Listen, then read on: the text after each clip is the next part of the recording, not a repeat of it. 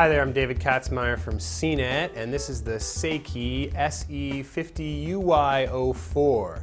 This model number denotes the first 4K TV we've tested at CNET. Yes, this little 50-incher is a 4K resolution TV. That means it has 4 times the pixel resolution of a standard 1080p television. Of course, you'd expect that to give a tremendously better picture, but at this screen size, it really doesn't. I'll talk about that in a little bit, but first let's look at the external design of the Seiki.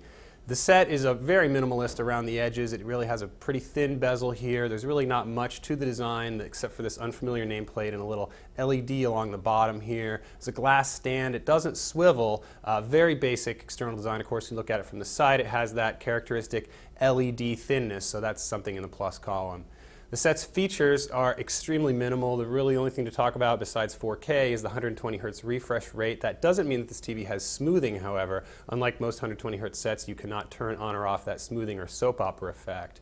The set does have minimal picture adjustments. You can play around with a couple of picture modes, but as soon as you change any of the settings, it'll default to a user mode. From there, you can really only play with the most basic settings, such as contrast, brightness, etc. The remote itself is similarly basic. I was a little confused by the many number of buttons here, especially for a TV with this simple of a feature set. Turns out a lot of those buttons are devoted to navigating USB photos and music if you decide to use that feature. There's also a bunch for the built-in tuner. Yes, this TV does have a tuner like every other television on the market, so it's not quite fully a monitor. But it does sort of behave like a computer monitor. Right now, the only 4K content you can really get in your home is computer-based, so I think people hooking a computer up to this TV will get the best benefit for that extra high resolution. On the flip side, as a regular television's performance wasn't that great. We'll go through those two right now. First off, with 4K content, the company did supply me with a little server filled with a couple of 4K clips.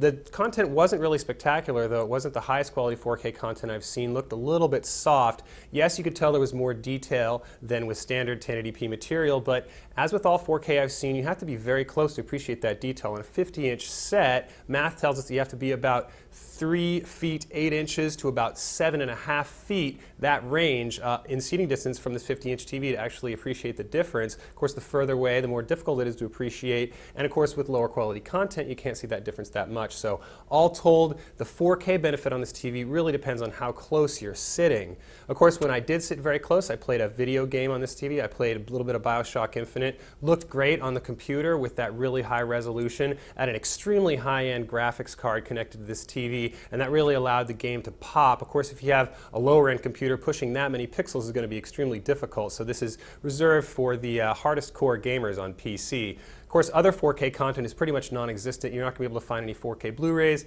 4K broadcasts, or any other content right now. That's all a couple of years down the road. Of course, with no 4K content, that means you're going to be mostly watching normal high def on this TV, and it's really not very good for its price point.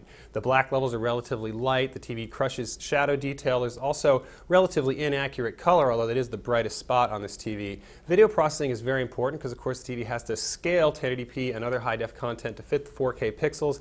That scaling was good, but not great. It actually looked a little bit softer than a comparable 1080p TV right next to it, so all told, not the greatest picture quality, and again, for this price point, you do expect pretty good picture quality from 1080p because that's mainly what you're going to be watching.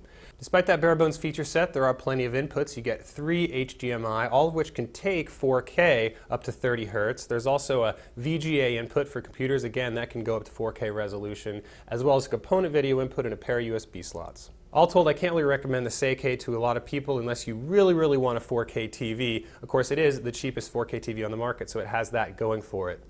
I'm David Katzmeyer from CNET, and that's a quick look at Seiki's inexpensive 4K TV, the SE50UY04.